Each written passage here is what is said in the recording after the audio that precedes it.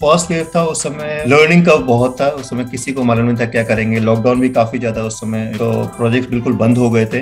Wave 2 आया, उस समय मेन इशू आया था कि ऑक्सीजन की काफी कमी हुई थी, उससे फैब्रिकेशन पर भी इम्पैक्ट आया था। ओमिक्रॉन वेव देखें, इसमें ज्यादा इम्पैक्ट नहीं आया है, प्रोजेक्ट चल रहे हैं, फैब्रिकेशन पे कोई इम्पैक्ट नहीं है। आज हमारे साथ हैं हिमांशु चतुर्वेदी जी, टाटा प्रोजेक्ट से। हिमांशु जी, आपका बहुत बहुत स्वागत है हमारे शो पे। सर, टाटा प्रोजेक्ट जैसा इंफ्रास्ट्रक्चर सेक्टर में बहुत काम कर रहे हैं, तो हम ये जानना चाहेंगे कि लास्ट ईयर बजट में बहुत ही बड़ा अनाउंसमेंट था इंफ्रास्ट्रक्चर सेक्टर को लेके, तो पिछले एक साल में हम कहां से कहां तक पहुंचे हैं? धन्यवाद Piyush ji. Last year budget में एक बहुत बड़ा इन्वेस्टमेंट प्लान, कैपेक्स प्लान सरकार ने घोषित किया था, 5.5 लाख करोड़ का। एंड न केवल वो घोषित किया, उसके साथ में सपोर्ट भी काफ़ी प्रोवाइड किया था जो कंस्ट्रक्शन सेक्टर में लिक्विडिटी देने के लिए, जैसे जो परफॉर्मेंस बैंक गारंटी वगैरह कम कर दी थी, और बाकी जो NHAI हैं और रेलवेज हैं, उनको बोला था कि जितना जो जहाँ डिस्प्यूट चल रहे हैं वहाँ पे भी उनको जल्दी से निराकरण करें और उनको सपोर्ट प्रोवाइड करें, तो वो काफ़ी सपोर्ट दिया था। लेकिन अगर अभी हम देखें, जैसे पिछले 9 महीने में इस समय जो 5.5 लाख करोड़ का जो प्रावधान किया था जो सरकार ने, उसमें 50% से कम उसका एक्चुअली स्पेंड हुआ है अभी तक। एंड अगर मैं देखूं वो क्यों हुआ होगा, एक तो कारण तो होगा, खैर कोविड वेव 2 आई थी अपने हमारे जो पहले क्वार्टर में, तो उसका इम्पैक्ट थोड़ा रहा होगा। कुछ कारण ये भी होगा कि प्रोजेक्ट्स जो हैं वो रेडी नहीं होंगे, लोकल इशू होंगे, अप्रूवल होगा, लैंड नहीं हुआ वगैरह। मेरे हिसाब से एक बड़ा उसका कारण रहा होगा कि जो छोटे और मझोले जो उद्यम हैं, जो SME सेक्टर हैं, उनमें काफ़ी ज़्यादा इम्पैक्ट आया है इसका कोविड के कारण, लिक्विडिटी का। और आप अगर कंस्ट्रक्शन सेक्टर को खासकर अगर देखें, तो जो कंपनीज हैं उनका करीब 100% से ज़्यादा जो उनका रेवेन्यू है वो करंट एसेट में लगा रहता है, मतलब काफ़ी ज़्यादा इसमें निवेश की ज़रूरत पड़ती है। तो ऐसे में अगर कोई भी दिक्कत आती है, जैसे इससे कोविड जैसा सिचुएशन अगर आ जाती है, तो जो वर्किंग कैपिटल साइकिल है उस पर इम्पैक्ट आ जाता है। तो जो काम करने की क्षमता है पूरा चाहे आप छोटी कंपनी ले लें, बड़ी कंपनी ले लें, सब पे इम्पैक्ट आता है। और उस मेरे हिसाब से आई थिंक वो एक ज़्यादा फैक्टर रहा है कि ये हमारा एक्चुअल इन्वेस्टमेंट जो कैपेक्स में है कम है इस साल, इसके बजाय कि जो उन्होंने प्रावधान किया था उसका। सर, बजट के अलावा छोटी कंपनियों को बूस्ट देने के लिए सरकार ने कोविड का भी तो बहुत बड़ा आत्मनिर्भर पैकेज अनाउंस किया था, जिसमें उनको काफी कंसेशंस और रिबेट्स मिले थे, तो इसका कोई इम्पैक्ट नहीं हुआ? नहीं, उसका इम्पैक्ट हुआ। आई थिंक जो परियोजना थी, डिपेंडिंग आपकी कितनी बैंक फाइनेंसिंग है, उसमें आपको रिबेट मिल सकती है, तो उसका डेफिनेटली उसका फ़ायदा मिला है। लेकिन आप अगर देखें कि इस क्षेत्र में जो कंपनीज जिस हालत में हैं, राइट, इस क्षेत्र में फाइनेंसिंग काफ़ी बैंक से मिलती थी, NBFC से मिलती थी, और पिछले 2-3 साल से NBFC, जब से वो IL&FS क्राइसिस हुई, तब से NBFCs ने इस क्षेत्र में प्रोवाइड करना बंद कर दिया है, कम कर दिया है लिक्विडिटी सपोर्ट।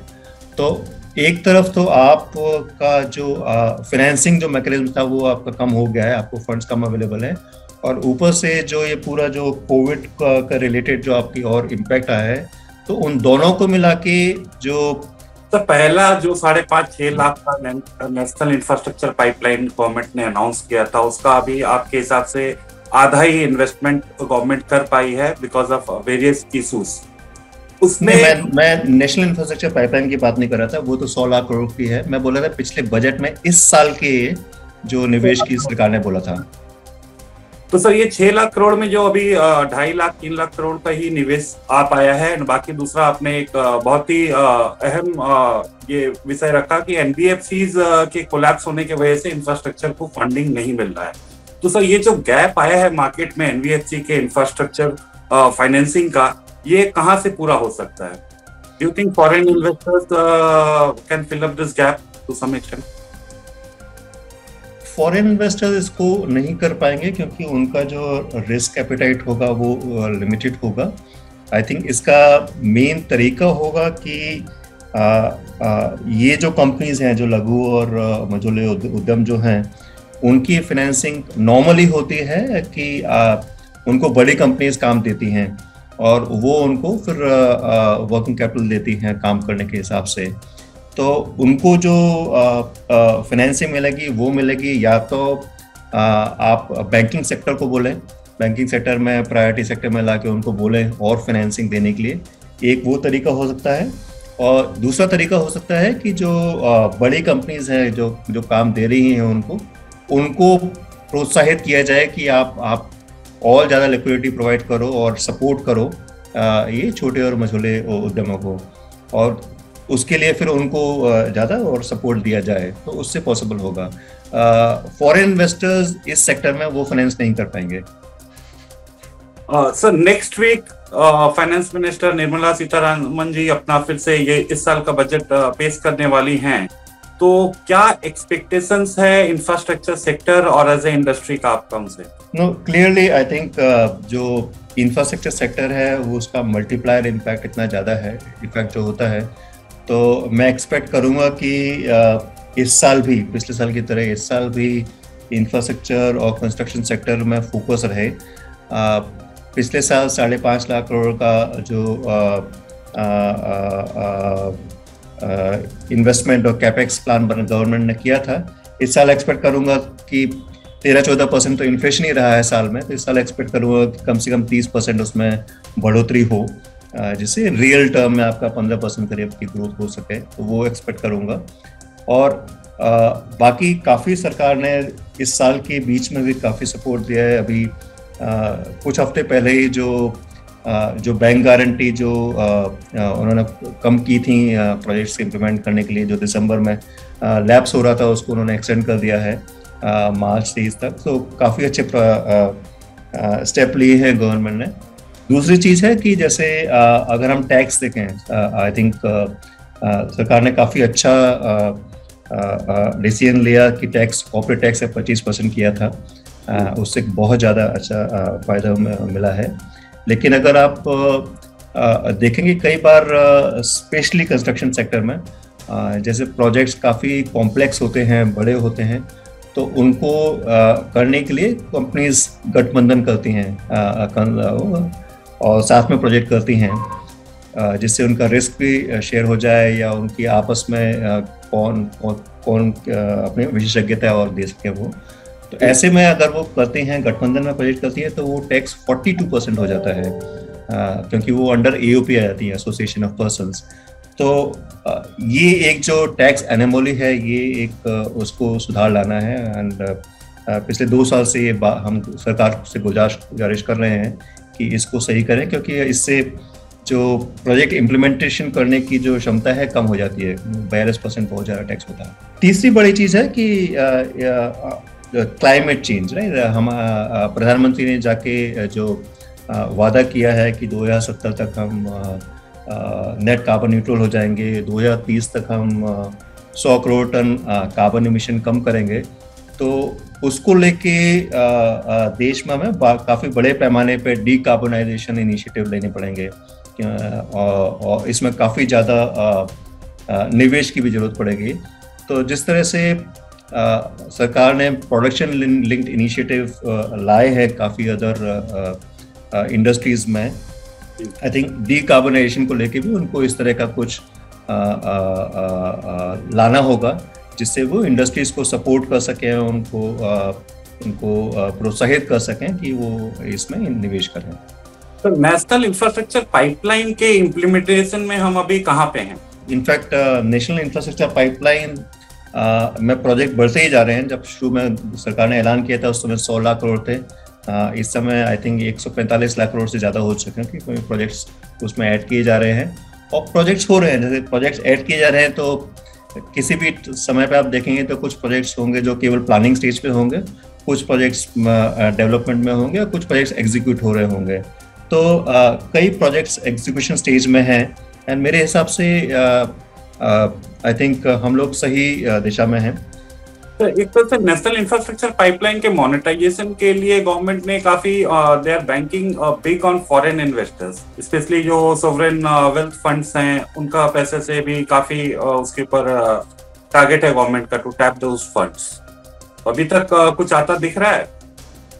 नहीं, एब्सोल्युटली। अगर आप और बिल्कुल सही डिसीजन भी है, क्योंकि अगर आप किसी भी प्रोजेक्ट को देखें, ग्रीनफील्ड प्रोजेक्ट को देखो, उसमें काफ़ी रिस्क होती हैं, राइट। आपको लैंड नहीं हो, अप्रूवल नहीं हो, या प्रोजेक्ट डिले हो जाए, तो ऐसे प्रोजेक्ट में जो रिस्क कैपिटाइट होती है वो इनफैक्ट इंडियन कंपनीज की काफ़ी कम है, क्योंकि वो कंपनीज पहले इन्वेस्ट कर चुकी हैं और बाद में वो काफ़ी इश्यूज आए थे। तो ऐसे में वो उन एक्सपेक्ट करना कि फॉरेन इन्वेस्टर्स आएंगे और इन्वेस्ट करेंगे, ये पॉसिबल नहीं होगा। तो इसमें सबसे सही जो इन्वेस्ट कर सकता है वो सरकार ही है। जहां फॉरेन इन्वेस्टर्स इन्वेस्ट कर सकते हैं वो है जो प्रोजेक्ट्स ऑलरेडी कंप्लीट हो चुके हैं और जहां पे जो कंस्ट्रक्शन रिस्क है वो जा चुकी है। उसके बाद जो ऑपरेटिंग रिस्क है कि आप ट्रैफिक है कि नहीं, या और इन्फ्लेशन रेट क्या है, उस और या जो आप पैसा ले रहे हैं किस रेट पे, इंटरेस्ट रेट पे ले रहे हैं, वो रिस्क प्राइवेट सेक्टर और फॉरेन इन्वेस्टर्स आराम से ले सकते हैं, क्योंकि उसमें आपका ट्रैक रिकॉर्ड भी होता है। तो सरकार ने ये काफ़ी अच्छा स्टेप निकाला है कि एक तरफ आप जो ऑपरेटिंग प्रोजेक्ट्स हैं उनको आप विनिवेश करें, डिसइन्वेस्ट करें, और उसको पैसे को आप लगा के अपना इंफ्रास्ट्रक्चर पाइपलाइन में डालें, तो मोनेटाइज करें और इन्वेस्ट करें। तो काफी अच्छा डिसीजन है। तो लास्ट ईयर के बजट से या जो भी मेजर अनाउंसमेंट हुआ उससे Tata project as a company पर से आपको क्या बेनिफिट हुआ? Which are the big projects that you back in the last 1 year, या फ्यूचर में आपका पाइपलाइन कैसा है? पाइपलाइन अच्छा है। इस समय हमारा आई थिंक करीब 55,000 करोड़ करीब का ऑर्डर बैकलॉग होगा, और सरकार ने जो डिसीजन लिए उनका सहयोग मिला। लिक्विडिटी, जैसे उन्होंने बैंक गारंटी रिक्वायरमेंट कम करी, उसका सहयोग मिला। लिक्विडिटी जो विवाद जो चल रहे थे उसमें उन्होंने बोला लिक्विडिटी दीजिए, उसका सपोर्ट मिला है हमें, कोई दो राय नहीं है।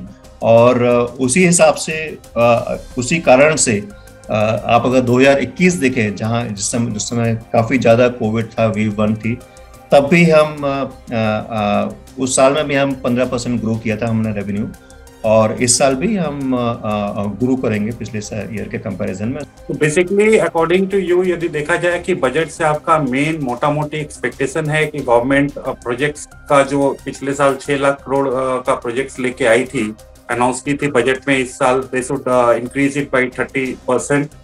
एंड दूसरा ये है कि जो कंसोर्टियम लेवल पे जो ये टैक्सेस 42% आप कर रहे हैं उसको कम करके 25% कर देना चाहिए। जी हिमांशु जी, हमसे बात करने के लिए बहुत बहुत धन्यवाद। बजट के दिन भी हम आपसे बने रहेंगे और देखेंगे कि आपका कितना एक्सपेक्टेशंस पूरा होता है। फाइनेंस मिनिस्टर कौन सा सुझाव आपका मानती हैं और कौन सा नहीं मानती है। Thank you.